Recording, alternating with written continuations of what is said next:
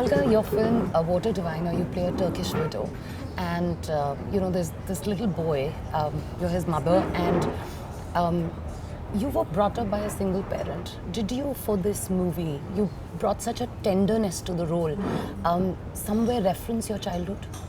Yes, I guess definitely, maybe unconsciously, it's somehow influenced the, the way, the way how I knew the situation is in the house and how, a single mother cares for her only child.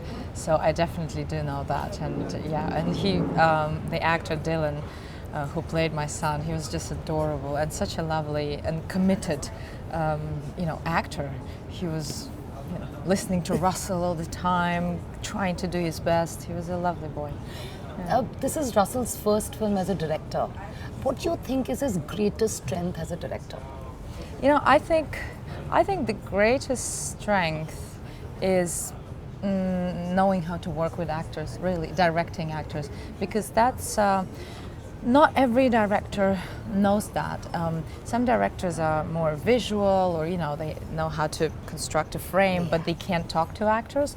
Russell, definitely being an actor himself, he knows the language to an actor, and it's wonderful to feel that, because he just says the right thing, and he knows how to provide the atmosphere, the right atmosphere for the actor to exist on set. Olga, you started working at a very early age, and youth and fame don't really go together really well. How did you keep yourself centered and focused? Well, definitely thanks to my education, that it didn't blow my head off, and I was never like this. Actually, I'm not very impressionable. Actually, to be honest. And the thing is, it's not the age thing. It's not because I'm now the age I am. When I was 15, I was just the same. Do you know what I mean? I always kept. I get that. You can because of the tell me whatever you want. I don't buy into it. Do you think that the hard years when you were growing up, the kind of struggle that you've seen, that contributed to a certain kind of balance in everything that you view? Yes, probably, of course, because little by little I was growing up and constructing myself as a person, and trying actually to, trying to focus on the things that are important. I was never attracted by the sparkles and the bling. Actually, I really, for a very long time, and still now, my friends were very grounded and simple people. But I think it's, I'm really grateful to my surrounding, because they keep me grounded. Yeah. What is the one thing about fame that you do not like, that you would like to change? Well, nowadays the thing is, it changed, right? It grew into something that has a lot of negative sides, and this side is, and it's really, I'm saying it's about nowadays. It's that it becomes. All the details of the private life become available or have to be available. It kind of goes together, and I think that's completely wrong, because before when you look at actors, they were actors, they were appreciated for their work. That was it. There was nothing behind it. Now there's assault on privacy. Now there's it's expected that you have to give out your private life, and that's wrong. Definitely don't like that. Olga, stereotyping is a hazard every artist wants to just completely steer clear of. Does your beauty and ethnicity make it sometimes very difficult to sort of break the mold? Is that a struggle? Yes, it can be very difficult, yeah. It's a plus and a minus at the same time. I mean, I'm not going to complain.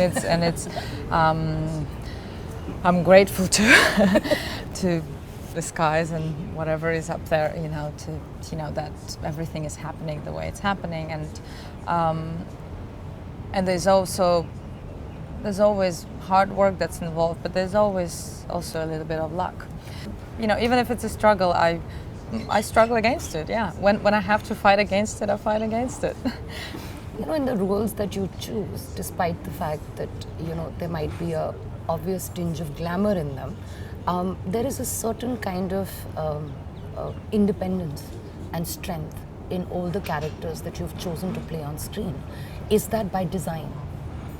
I definitely choose that. I try to. I mean, I choose very thoroughly. Actually, I don't.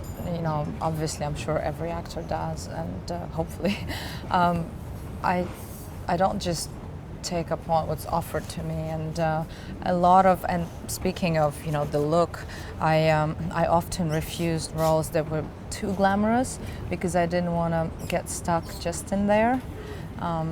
And it's not that it's lovely to do that once in a while, but I don't want to do just that. So most of the time I have to refuse those kind of parts. But I look for the part, of course, the depth. The thing is, the role can be glamorous, but it can also have depth and interesting story and things to work on. If that's a combination, then it's fine.